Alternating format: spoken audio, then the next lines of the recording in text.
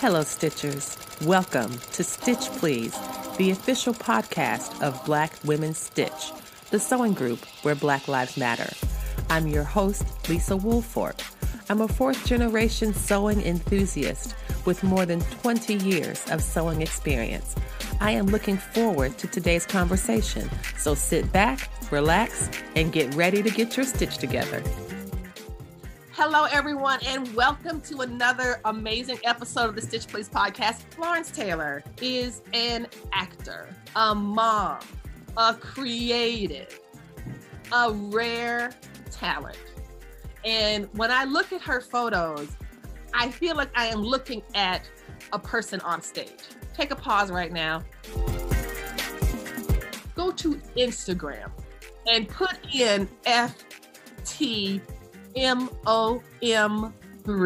So the chance to talk to the lady behind the photo is a great treat today. Welcome to Stitch Please podcast, Florence. Thank you for joining us. No, thank you, Lisa. And thank you so much for inviting me to this conversation. Thank you to all your amazing listeners and your supporters. So hi, everyone. Yes, hello. Y'all, Florence Taylor is a delight. She does so much and continues to do so much in the sewing community. She is one of those reliable, trustworthy voices that I turn to. She works with so many different companies in different capacities, supporting so many small business owners, so many small Black business owners, so many small Black women business owners through the fabric industry. And I'm so grateful for it. So welcome, Florence. And I want to get started with a kind of a broad umbrella of a question. If you were writing Florence Taylor, the play on Broadway, and part of her character description was a sewing philosophy, what would it be? I look at sewing as my love language to myself, to my family, to my friends. So it's wearable love. Wearable love. That is so beautiful. Because sewing came from a place of love for me when I didn't think I was worthy of it, and when it was missing in terms of a void of my mom passing away. So when anybody that I love wears something that I make, they have to know that I literally whisper into the sewing. That's why I sew with an old machine. I whisper thoughts and I say things aloud. Like if I'm making something for my son, I in this climate, when I make him something, I'm like, I hope this is bright and someone sees him. I hope that this doesn't attract too much attention, but yet makes him stand out. I hope that when he's walking in this, someone sees that he is somebody that is worthy to still make it home. I'm not even kidding. I literally whisper these incantations for him, for my husband, and even for my daughters sometimes. I just want them to be noticed in the sense that they're remembered, yes, but they don't have to be memorialized. Yes, I love it. And I am so grateful to you for articulating that so clearly, because it reminds me of so many things at once. First, when you think about your sewing as a love language, it is a communication. It is a process of exchange. It's something that you are giving, but also you are receiving. Absolutely. And that, I think, is really very powerful. It's important, I think, to recognize that, the things that animate us, the things that shape us and drive us, that is so vital. At the same time, I'm getting this kind of whole Old Testament Bible vibe, right? Yeah. From the incantation, yes, and the prayers, because what I'm remembering is the story of Moses' mother wove this basket for Moses to go in. Yeah. She knew that to keep him safe, she had to let him go. Yeah. Having a Hebrew baby in this time was death for the child. So that the Pharaoh was calling for the destruction of black, I'm calling them Black, but destruction of Hebrew children in the same way we see the state arranged against our children. Yes, absolutely. And so the way that she was weaving that basket to put him in and saying, you know what, I'm sending you out into uncertainty. But one thing I want you to never forget is I love you. Absolutely. And it's such a beautiful process to kind of imagine you sitting at the machine and knowing that what we know as Black mothers, that there's nothing we can do Nothing. once they are out of our sight, but we can invest our children in knowing their worth, their value. We send up prayer. Yeah. We call on our ancestors to protect and watch over them. And that we do that through the craft of sewing. Yeah.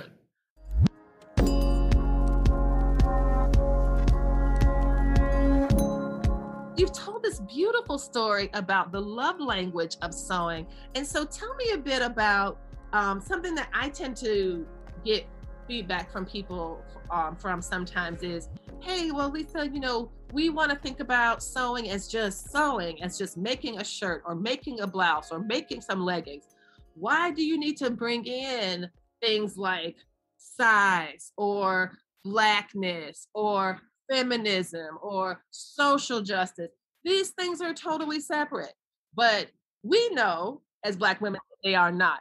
How do you respond if someone is like, well, I don't see why this has to be about advocacy. Let's keep it basic and neutral. What's that about? Our bodies are this beautiful canvas, right? It should be a description of who we are and how we want to be received. So I think within the sewing community itself, that is so important. I know we can't reach out and touch everyone in everyone's story and narrative, but we have an obligation in a sense to let other humans know that we see their individualism, that we see the uniqueness of who they are. I have a way of describing the people that come into my life as pieces of my life tapestry. And within a tapestry, there are different hues, there are different shapes, there are different textures if you're lucky. And at the end, it is this beautiful framework and piecework that you have to pull from and say, this is who you are.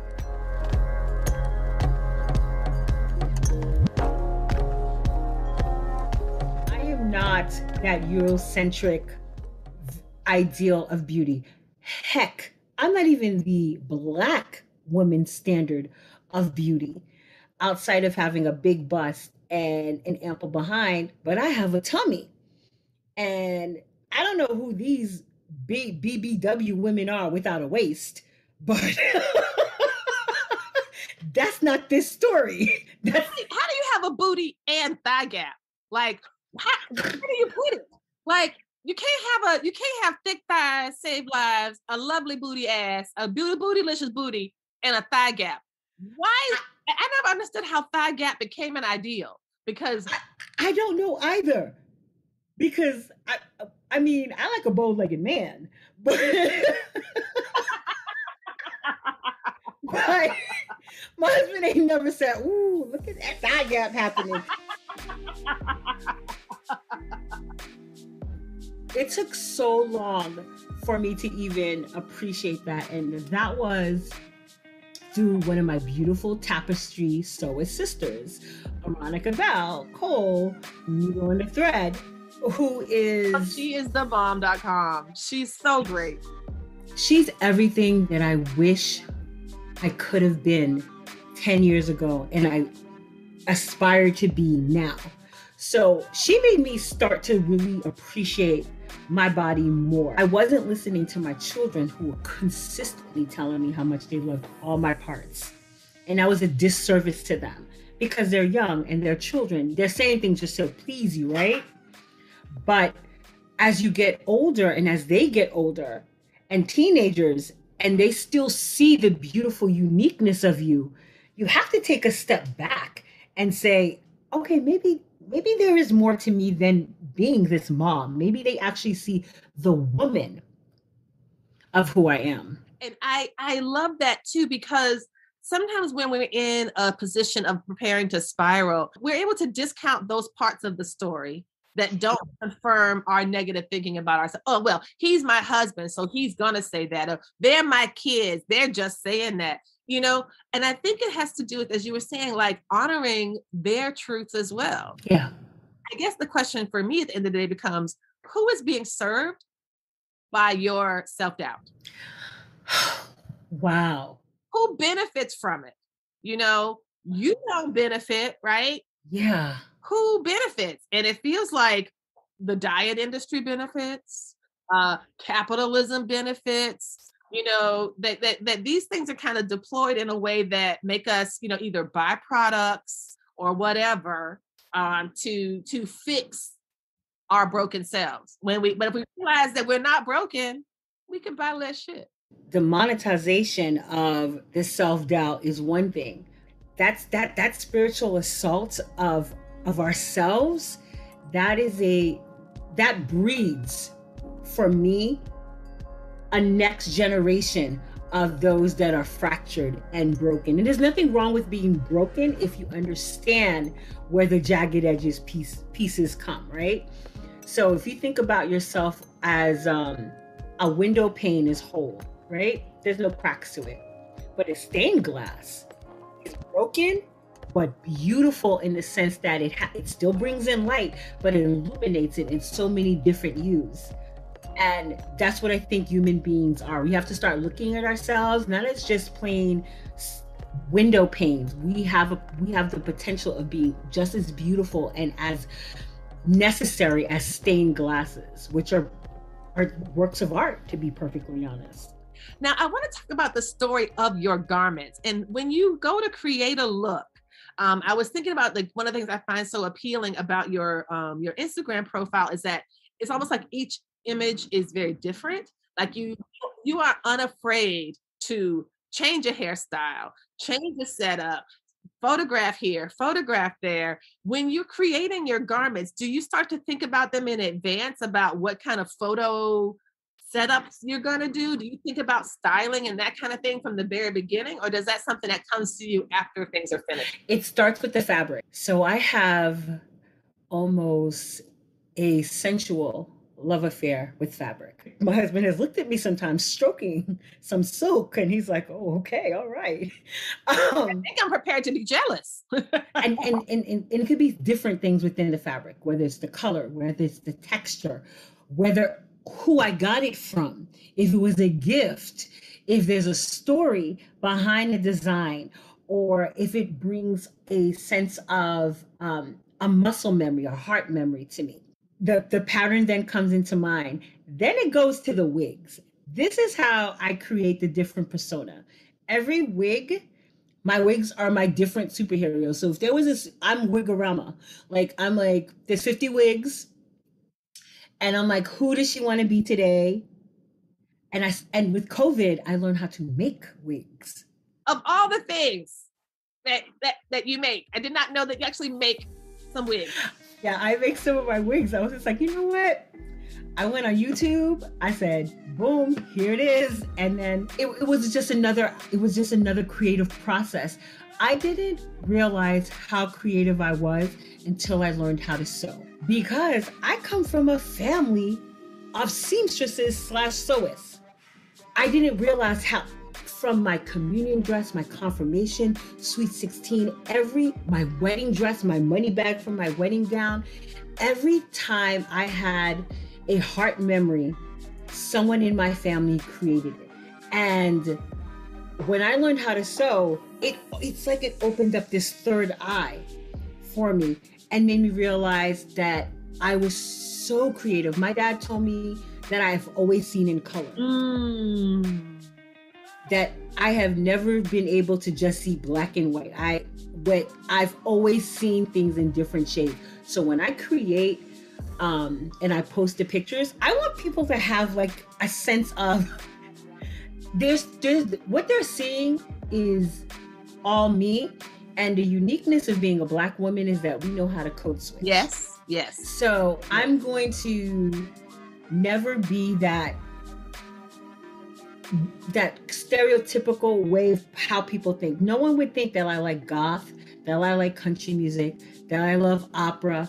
I love country and westerns, and all those things have a story and a reason.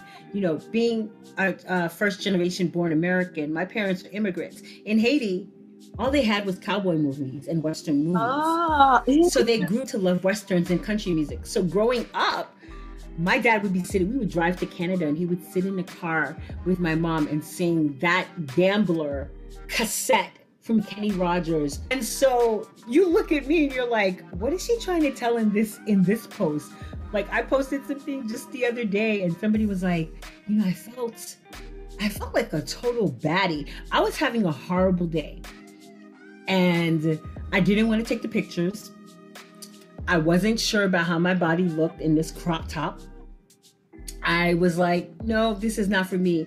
I said, you can see my stomach. There's too much of it showing. And my daughter said, Mama, that was the first place that I ever felt loved and safe. I love your belly.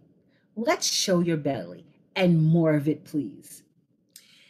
And it's scarred and it's got I got tiger stripes. Oh yeah, tiger stripes. It's got my gastric bypass scars. It's got my cesarean scar. It's got a scar where somebody cut me. It's a roadmap to Destination Florence. I don't know if everyone wants to take the ride. Absolutely. And it's the scars are stories. That's what it is. Beautiful about this, Florence, because I'm not saying that, that you like put these words in your daughter's mouth. I am saying that you have created an environment of love for your children that they can practice all the time. And it's kind of like you have fortified them so beautifully that they are able to recognize and help you push past your own limitations. Yeah. Which is beautiful, right? I was lucky in having a beautiful mother. I mean, her name was Immaculata, and just her name is so beautiful, right? Oh my gosh, that's powerful. She was, I didn't realize how magical she was. She was that beautiful director that made everyone shine and never got the glory. She was literally everyone's light. She spotlighted you for all your good, for all your ugly, but just beautiful. And I'm blessed to still have my father, and he's walking magic. His voice is melodical. He sings. He makes you feel loved. And so I look and I see my children reflected in them. All I want is to have children that are creative, that are givers, that know how to give love and accept love, because being givers, we don't know how to always accept that. Yes. And I don't want them to be shortchanged in the gift of being able to accept love back. And this becomes a way for us to talk about questions of size inclusivity in sewing, which has become of late much more discussed, much more of a topic that is that should have been addressed a long time ago. Mm-hmm. But I think people are becoming far more vocal about it. That there are accounts and folks who are in really important, I guess leadership is a word that some would use, but I think the better word is possibility model. Hey friends, hey. The Stitch Please podcast is about to publish its 100th episode. That's right, 100 episodes. As part of the celebration, we are launching 100 by 100 to help us get 100 more Patreon supporters by the 100th episode publication date on September 15th, 2021. 100 additional Patreon supporters would give us the financial stability we need to hire editorial and production help. You can find the links to our Patreon in the show notes. Thank you so much for considering this, and thank you current and future Patreon supporters.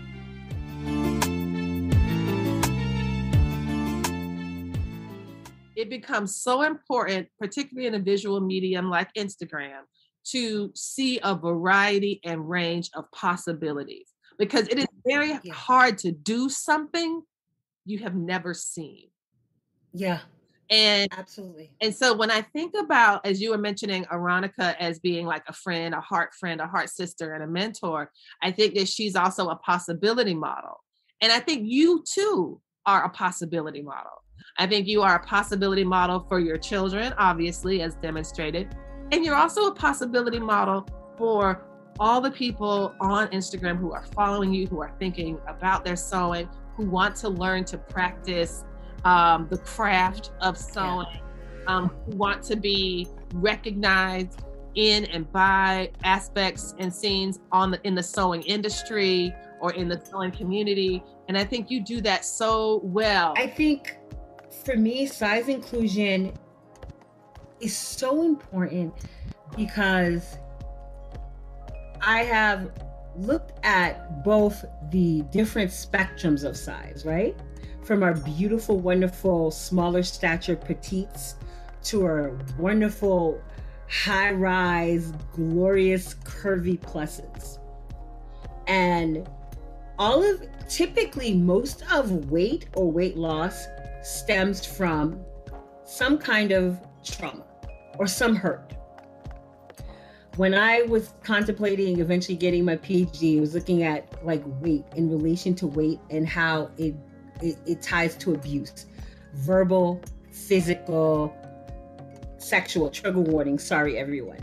And for me, my weight was from sexual abuse, hiding, not wanting to be seen, hoping that as the weight ballooned, I would be less appealing to the others. Unfortunately, because I wanted to be less appealing to others, you start taking on that characteristic and start internalizing that to yourself. And learning to love all of my parts that encompass my sum is important within clothing. Yes. I want to be able to make something that makes me feel good. It doesn't have to make anyone think I look good and that I look beautiful.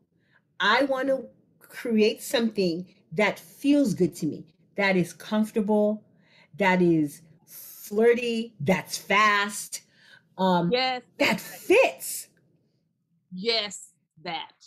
Because there's something, when it fits, it makes you feel that you're seen. I feel like, because sewing is something that you do in private, but also then becomes public, it becomes this thing that you really want to, at least for me, I can't say what anyone else does, but for me, I want to put my best foot forward. I want to go out in something that feels good to me, that feels right to me, that makes me feel good about myself. And so much of that is, it feels like sometimes if you give up your power, then you are going to be at the whim of everybody. Every strong wind, every unkind word is going to knock you down. You're going to believe everybody else's story about you, even people you don't even fucking know, let alone like. But when you start from the position of, I am wearing what I like because I like it, and my opinion about myself matters more than anybody else's. Yeah.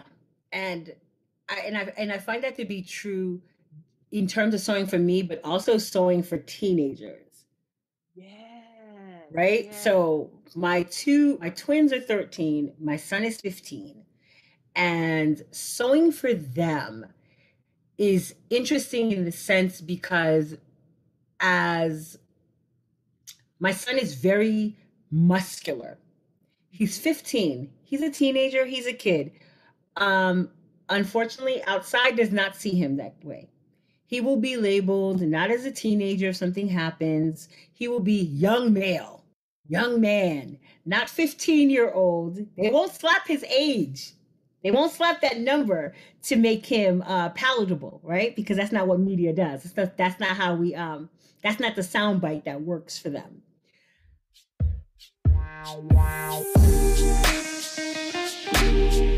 I want him to be very comfortable, and I want him, he's a cool like aesthetic. He's like part Rat Pack, activist, and skater boy. He doesn't realize that he is a leader because society has told him that he should be a sheep and quiet. But he is very much a leader. He walks in, he's attention grabbing without being attention seeking. I want him to be noticeable, but not always noticed. For my girls, they are totally different. They love bright colors. They love vibrancy. Lila loves stripes and polka dots. Carrie she will wear all things purple. That has always been her color. She came out like looking like lilac. And she loves colors. So dressing teens is all about, I have their input with the pattern and the fabric. No one ever dresses like them. You can always tell who my children are. That's right. That's right. And I love how they're like, so and that was one thing I was thinking, as your children age, as our children grow, their needs grow, their needs. And it's really wonderful that you have been able to keep your kids in Me Made, like 50% for your son now that he's, transitioning to the upper teen years. But for the girls, for the twins, the younger ones, that they're still at like 90%. What kind of advice would you give to someone who wanted to sew for their kids?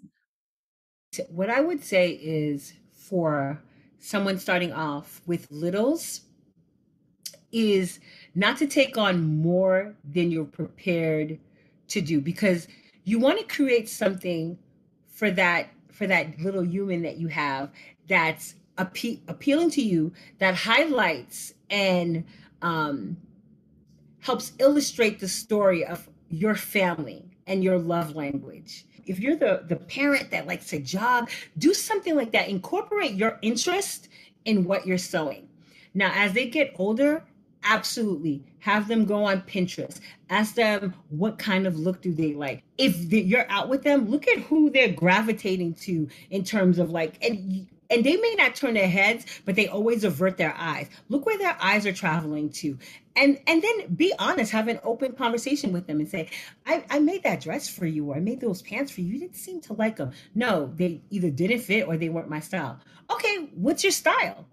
Ask the question, incorporate them in it, whether it's, and there's something wonderful if you let them go through your stash, because they may find something that, one, you didn't even think that they would have liked, because it just might, again, it goes back to that heart memory. They may have a heart memory of something to them that's personal. What's the story my kid is trying to say? So this is my time to be the listener, and I'm going to listen to them. I love that so much, because what it's making me think about is the ways in which your sewing is equipping. And by equipping, I mean you are preparing people, yourself, the things you make for yourself, the things you make for your family, you are equipping them to claim their whole selves. In the same way that your sewing equips you to claim your whole self. Yeah. And also the way that when you post your images, when you do the pattern tests, when you do sew fabric strikes for designers, you are also equipping not just these pattern companies and these fabric businesses, you are also equipping other people who sew, other women who sew, to see for themselves what is possible. Lisa, I got into sewing to heal myself from the loss of my mom, because I didn't know who I was. I didn't know how to be Florence without being Puppet. That's my family. Poupette is my family nickname. I didn't have the person who loved me from the minute that they saw me anymore. And I didn't, and who I was becoming was the exact opposite of who I should have been. So I went to therapy and I said, you know what? I think I want to honor my mom and my grandmothers by learning how to sew. And I learned to sew March 15th of 2017. I made my daughter a butt ugly dress. That dress is still in her closet. She still looks at it. She smiles when she sees it. So that was exciting. And then I got into starting to make more for them, make more for me. Every time I made them something, it was like, like the shoemaker, and the kids would go to sleep, and I was the elf making the shoes in the middle of the night, but it was clothes. And every day they'd wake up to something new, and it was like so exciting for them. And then I got into pattern testing and strike sewing. And the only reason I did that is that I realized I was fortunate enough to have a job and an income separate from sewing, because I don't make any money sewing, right? Mm-hmm. I don't have a business. I don't have a blog. I'm just sewing. I realize how important, and everyone that I test and I sew for, I'm not even kidding when I say I want them to win in terms of themselves, their value, their families, the quality of life that they have for themselves. I've only started now to earn a little bit of money sewing, but guess what? I don't keep the money for myself. I either will give a piece to the kids if they take, because my kids take my pictures. Yeah. My babies take my pictures for me on my phone, not a camera, y'all. On my phone. And so much love in them. So this makes sense to me. There's so much love in them. So the money, the little bit of money you're making from sewing now, you pay your people. I pay my people, and I donate it to food insecure charities. To either schools, or I will buy gift cards to restaurants and say, if you know that there's a family struggling, can you donate it to them? Because we live in a country where our children are food insecure and our elderly are food insecure.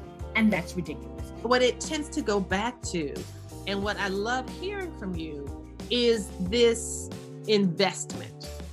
That as a strike team member, you invest in a business. Yep. When you agree to sew someone's fabric, you are doing so because, as you said, you want them to win. And so you are putting like your own sweat equity by sewing and cutting and washing and creating and thinking of something, and then posting the pictures, making the pictures and posting and tagging. Like it's a real process, and another form of like a labor of love. Your generosity is helping the sewing community by providing possibility models for inclusion, for race, gender, size, the totality of it.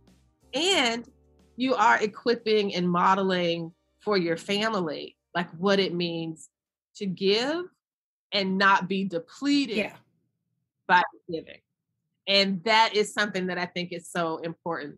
We are going to need to wrap this up because time flies when you're having fun. This is fun. So I'm hoping to get a chance to talk again soon. But tell me a bit about what's coming up next for you. Like, what are some of the things you're looking forward to as you move through your sewing journey?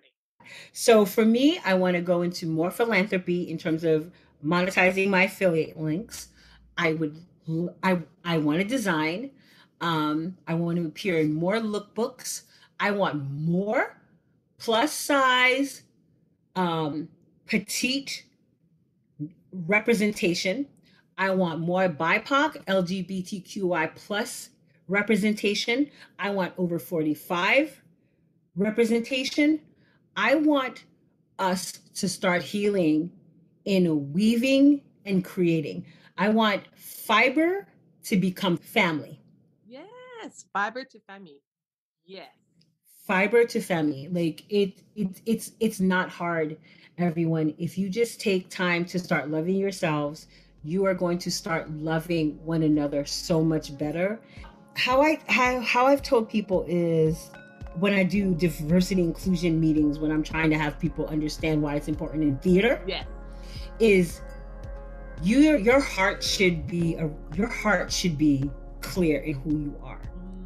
Like when someone sees you, they should see who you are and what your heart represents. And I think that we have an opportunity to do that within this sewing community, listening to each other, acknowledging and amending. Yes, repair. And just being kind and thoughtful to one another and starting with ourselves. And I absolutely love you saying that loving yourself deeply and well is the first step to engaging and creating a community based in love and care. To everyone out there who's listening, or if they're looking, anytime that you hit a like or you say something, you're not feeding my ego. What you're feeding is that little girl who was abused, that didn't speak out for herself, who didn't know that she had advocates out there for her. You're speaking out, and you are showing my children that the parent that they love is loved by you. And you, by doing that, are showing that you are loving and that you know how to love and be able to receive love. So I want to say thank you to everybody who ever drops me a line, who sends a like, who sends me a DM. I see you, I hear you. I truly love you because I want you to still exist. I want you to be the best examples of the blessings that have been brought forth. I am a firm believer, and I've told my children, before you were even a thought, you were loved. And I want everybody to understand that about themselves. Wow. On that note, Florence Taylor, you have left us with a beautiful word. Thank you so much for talking with me today. Tell us where we can find you on the socials. I am on Instagram, FTMom, the numeral 3. So FTMON, M, the number 3. I'm on TikTok, but I'm so corny on TikTok. All you'll see is like a photo montage and songs. And and that's pretty much it. You'll see me in Facebook groups and things of that sort. I'm here. I'm available if anybody ever wants a DM and they want a shoulder to lean on, or they want some sewing advice. I don't know everything, but we can stumble through it together, y'all. We can do this all together. Someone who is going to help you help yourself. She's available if you are a person who runs a company and are passing out affiliate links. Here's an affiliate for you. So Florence, thank you so much for this conversation today. This has been just a delight. Thank you so much. Thank you, Lisa. I am blowing kisses to Lisa. Those who are not on her Patreon, who should be on her Patreon, because this is a Black-owned business. And if you say Black Lives Matter, Black Money Matters, please do so and subscribe. Thank you. Yes. You've been listening to the Stitch Please podcast, the official podcast of Black Women Stitch, the sewing group where Black Lives Matter. We appreciate you supporting us by listening to the podcast. If you'd like to reach out to us with questions, you can contact us at blackwomenstitch@gmail.com. If you'd like to support us financially, you can do that by supporting us on Patreon, Patreon. And you can find Black Women Stitch there in the Patreon directory. And for as little as $2 a month, you can help support the project with things like editing, transcripts, and other things to strengthen the podcast. And finally, if financial support is not something you can do right now, you can really, really help the podcast by rating it and reviewing it anywhere you listen to podcasts that allows you to review them. So I know that not all podcast directories or services allow for reviews, but for those who do, for those that have like a star rating or just ask for a few comments, if you could share those comments and say nice things about us at the Stitch Please podcast, that is incredibly helpful. Thank you so much. Come back next week and we'll help you get your stitch together.